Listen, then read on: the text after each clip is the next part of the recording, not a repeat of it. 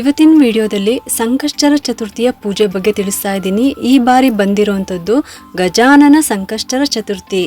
ಈ ಗಜಾನನ ಸಂಕಷ್ಟರ ಚತುರ್ಥಿಯನ್ನು ಆಚರಣೆ ಮಾಡೋದ್ರಿಂದ ನಾವು ವಿಘ್ನಗಳು ದೂರವಾಗುತ್ತೆ, ಸಾಲ ಬಾಧೆ ಮತ್ತು ಆರೋಗ್ಯ ಸಮಸ್ಯೆಗಳು, ಕುಟುಂಬದಲ್ಲಿರುವಂಥ ತೊಂದರೆಗಳು ಸಹ ನಿವಾರಣೆ ಆಗುತ್ತೆ. ಇನ್ನು ವಿದ್ಯಾರ್ಥಿಗಳು ಅವರ ಒಂದು ಸಮಸ್ಯೆ ಏನೇ ಇದ್ರೂ ಕೂಡ ನಿವಾರಣೆ ಆಗುತ್ತೆ. ಅದರಲ್ಲೂ ಕೂಡ ಜ್ಞಾನ ಹೆಚ್ಚಾಗುತ್ತೆ. ಇನ್ನು ಸಂತಾನ ಭಾಗ್ಯ ಬೇಕು ಅಂತ ಅನ್ಕೊಂಡಿರೋರು ಕೂಡ ಸಂಕಲ್ಪ ಮಾಡಿ ಪೂಜೆ ಮಾಡೋದ್ರಿಂದ ಕೂಡ ಅವ್ರಿಗೂ ಕೂಡ ಸಂತಾನ ಆಗುತ್ತೆ.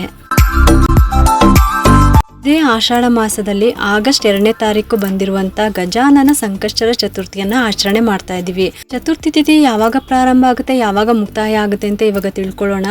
ಆಗಸ್ಟ್ 1ನೇ ತಾರೀಕು ಶನಿವಾರ ದಿವಸ ರಾತ್ರಿ 11:07 ಪ್ರಾರಂಭ ಆಗಿ ಆಗಸ್ಟ್ 2ನೇ ತಾರೀಕು ಭಾನುವಾರ ರಾತ್ರಿ 11:15 ಮುಕ್ತಾಯ ಆಗ್ತಾ ಇದೆ.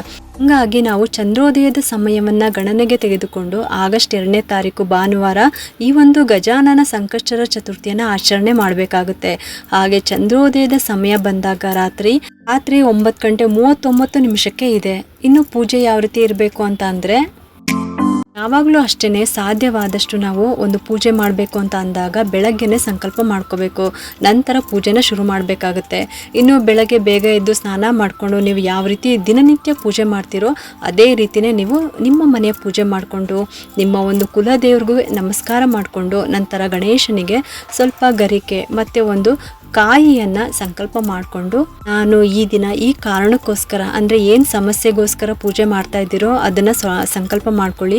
ಈ ರೀತಿ ಸಂಕಲ್ಪ ನೀವು ಮಾಡಿಕೊಂಡು ಬೇಡ್ಕೊಂಡು ಏನು ಕಷ್ಟ ಇದೆ ಅದನ್ನು ಹೇಳ್ಕೊಂಡು ಅದಕ್ಕೋಸ್ಕರ ನಾನು ಈ ದಿನ ಉಪವಾಸ ಮಾಡ್ತಾ ಇದ್ದೀನಿ ಅಂತ ಹೇಳ್ಕೊಂಡು ನಿಮ್ಮ ಸಂಕಲ್ಪವನ್ನು ಮಾಡ್ಕೊಳ್ಳಿ.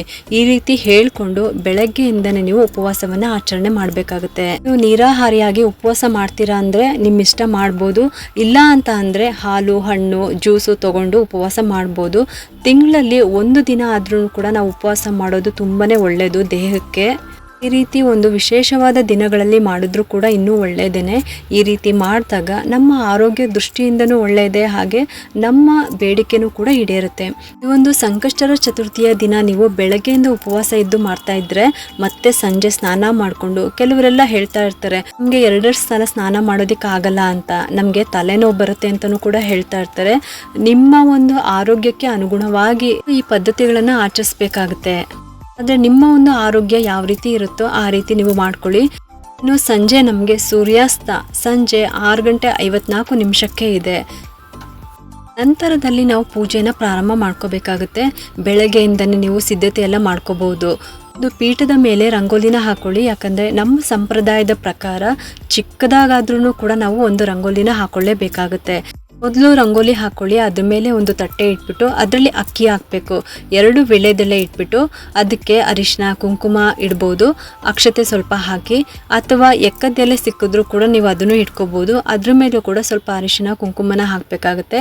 ಗಣಪತಿನ ಪ್ರತಿಷ್ಠಾಪನೆ ಮಾಡಬೇಕಾಗುತ್ತೆ ಅದ್ರ ಮೇಲೆ. ನಂತರ ಗಣಪತಿಗೆ ಅಂಗನೂಲನ್ನು ಹಾಕಬೇಕು. ಗಣಪತಿ ವಿಗ್ರಹ ಎಷ್ಟು ಉದ್ದುದ್ದಿರುತ್ತೋ ಅದನ್ನು ನೀವು ನೋಡ್ಕೊಂಡ್ಬಿಟ್ಟು ಅಂಗ್ನೂಲಿಂದ ರೆಡಿ ಮಾಡಿಟ್ಕೊಂಡು 3 ಎಳೆ ತೊಗೊಳ್ಬೇಕಾಗುತ್ತೆ. ಈ ಅಂಗ್ನೂಲನ್ನು 3 ಎಳೆ ತೊಗೋಬೇಕಾಗುತ್ತೆ.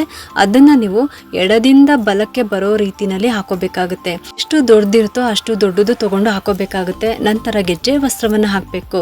ಗರಿಕೆ ಇಟ್ಟು ಕೆಂಪು ಹೂವಿನಿಂದ ಅಲಂಕಾರವನ್ನು ಮಾಡಬೇಕು. ದಾಸವಾಳ, ಗುಲಾಬಿ ಈ ಥರ, ಇದ್ರ ಜೊತೆಗೆ ಎಕ್ಕದ ಹೂನ ನೀವು ಬಳಸ್ಬೋದು. ದತ್ತೂರು ಹೂವು, ತುಂಬೆ ಹೂವು, ಈ ರೀತಿ ಏನೇ ಒಂದು ವಿಶೇಷವಾದಂಥ ಹೂ ಸಿಕ್ಕಿದ್ರೂ ಕೂಡ ಅದೆಲ್ಲನೂ ಕೂಡ ನೀವು ಈ ಪೂಜೆಗೆ ಬಳಸ್ಕೋಬಹುದು. ಪ್ರಸಾದ ಅಂತ ಬಂದಾಗ ಮೋದಕ, ಕಡಲೆಕಾಳಿನ ಉಸ್ಲಿ, ಕೆಲವರು ಪ್ರತಿ ತಿಂಗಳು ಗಣಪತಿಗೆ ತುಂಬಾನೇ ಇಷ್ಟ ಮೋದಕ ಅಂತ ಅಂದ್ಬಿಟ್ಟು ಪ್ರತಿ ತಿಂಗಳು ಮೋದಕನೇ ನೈವೇದ್ಯ ಮಾಡಿರ್ತಾರೆ. ಯಾಕಂದ್ರೆ ಗಣಪತಿಗೆ ತುಂಬಾ ಪ್ರಿಯವಾದದ್ದು. ಇನ್ನು ಸಿಹಿ ಸಜ್ಜಿಗೆ, ಹೆಸರುಬೇಳೆ ಕೋಸಂಬರಿ ಕೂಡ ಮಾಡಿ ಇಡ್ಬೋದು. ಗಣೇಶನಿಗೆ 21 ಕಡಲೆಕಾಳನ್ನು ನೆನೆಸಿಟ್ಬಿಟ್ಟು ಕಡಲೆಕಾಳನ್ನು ಪೋಣಿಸ್ಬಿಟ್ಟು ಹಾರ ಮಾಡಿ ಹಾಕ್ಬೋದು. ಆಮೇಲೆ ಎಕ್ಕದ ಹೂವಿನಿಂದ ಕೂಡ ನೀವು ಹಾರ ಮಾಡಿ ಹಾಕ್ಬೋದು. ಈ ಥರ ನಿಮಗೆ ಹೇಗೆಲ್ಲ ಸಾಧ್ಯ ಆಗುತ್ತೋ ಹಾಗೆ ಅಲಂಕಾರ ಮಾಡ್ಕೊಳ್ಬೋದು. ಚಂದ್ರನಿಗೆ ಅರ್ಘ್ಯವನ್ನು ಕೊಡದೇ ಇದ್ರೆ ಈ ಪೂಜೆ ಅಂತೂ ಸಂಪೂರ್ಣ ಅಂತೂ ಆಗಲ್ಲ. ಇನ್ನು ಚಂದ್ರೋದಯದ ಸಮಯ 9:39. ಇನ್ನು ನೀವಿರೋಂಥ ಜಾಗದಲ್ಲಿ ಸ್ವಲ್ಪ ಆಸ್ಪಾಸ್ ಹಾಗೆ ಆಗುತ್ತೆ. ಚಂದ್ರನ ದರ್ಶನ ಮಾಡಿಕೊಂಡು ಚಂದ್ರನಿಗೆ ಒಂದು ಚೆಂಬಲ್ಲಿ ನೀರನ್ನು ತುಂಬಿಸ್ಕೊಂಡು ಒಂಚೂರು ಹಸಿ ಹಾಲು, ಸ್ವಲ್ಪ ಅಕ್ಷತೆ, ಒಂದು ಗರಿಕೆ ಹಾಕ್ಬಿಟ್ಟು ಚಂದ್ರನಿಗೆ ಅರ್ಘ್ಯವನ್ನು ಕೊಡಬೇಕು.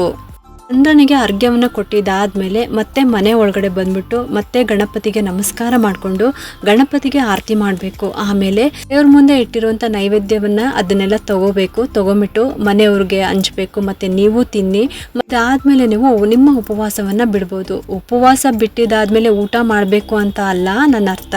ಫಲಹಾರವನ್ನು ತಗೋಬೋದು. ಈರುಳ್ಳಿ ಬೆಳ್ಳುಳ್ಳಿ ಅನ್ನ ಇಲ್ಲದೇ ಇರೋ ಅಂಥದ್ದು ಫಲಹಾರವನ್ನು ಮಾಡಿ ತಿನ್ಬೋದು. ವಿಸರ್ಜನೆ ಅಂತ ಬಂದಾಗ ಭಾನುವಾರ ಸಂಕಷ್ಟರ ಪೂಜೆನ ಮಾಡ್ಕೊಂಡಿರ್ತೀರ. ಸೋಮವಾರ ನೀವು ಯಥಾ ಪ್ರಕಾರ ನೀವು ಪೂಜೆ ಮಾಡಿಕೊಂಡು ಗಣಪತಿನ ವಿಸರ್ಜನೆ ಮಾಡ್ಕೋಬಹುದು. ನಂತರ ನೀವು ಸೋಮವಾರದ ಪೂಜೆನ ಮಾಡ್ಕೊಳ್ಬೋದು. ಇದಿಷ್ಟು ಈ ಆಗಸ್ಟ್ ತಿಂಗಳಲ್ಲಿ ಬಂದಿರುವಂಥ ಗಜಾನನ ಸಂಕಷ್ಟರ ಚತುರ್ಥಿಯ ಪೂಜೆ ವಿಧಾನದ ಬಗ್ಗೆ ತಿಳಿಸಿದ್ದೀನಿ. ತುಂಬ ಸರಳವಾಗಿ ಪೂಜೆ ಮಾಡುವಂಥ ವಿಧಾನವನ್ನು ತಿಳಿಸ್ಕೊಟ್ಟಿದ್ದೀನಿ. ತಪ್ಪದೆ ಈ ಗಜಾನನ ಸಂಕಷ್ಟರ ಚತುರ್ಥಿಯ ಆಚರಣೆಯನ್ನು ಖಂಡಿತವಾಗ್ಲೂ ಮಾಡ್ಕೊಳ್ಳಿ. ಈ ಒಂದು ಉಪಯುಕ್ತ ಮಾಹಿತಿ ನಿಮ್ಗೆ ಇಷ್ಟ ಆಗಿದೆ ಅಂತ ನಾನು ಭಾವಿಸ್ತಾ ಈ ವಿಡಿಯೋನ ಮುಗಿಸ್ತಾ ಇದ್ದೀನಿ. ಈ ವಿಡಿಯೋ ಏನಾದರೂ ನಿಮ್ಗೆ ಇಷ್ಟ ಆಗಿದ್ರೆ ಒಂದು ಲೈಕ್ ಮಾಡಿ, ಶೇರ್ ಮಾಡಿ ಮತ್ತು ಸಬ್ಸ್ಕ್ರೈಬ್ ಮಾಡಲು ಮರಿಬೇಡಿ. ಯಾಕಂದರೆ ನೀವು ಮಾಡೋ ಒಂದು ಸಬ್ಸ್ಕ್ರೈಬಿಂದ ನಮ್ಮಂತಹ ಸಣ್ಣ ಸಣ್ಣ ಚಾನಲ್ಸ್ಗೆ ಒಂದು ಸಪೋರ್ಟ್ ಮಾಡ್ದಂಗೆ ಆಗುತ್ತೆ. ಮತ್ತೆ ಸಿಗ್ತೀನಿ ಮುಂದಿನ ಹೊಸ ವಿಡಿಯೋದೊಂದಿಗೆ ಅಂತ ಹೇಳ್ತಾ ಈ ವಿಡಿಯೋನ ಮುಗಿಸ್ತಾ ಇದ್ದೀನಿ. ಸರ್ವೇ ಜನ ಸುಖಿನೋ ಭವಂತು.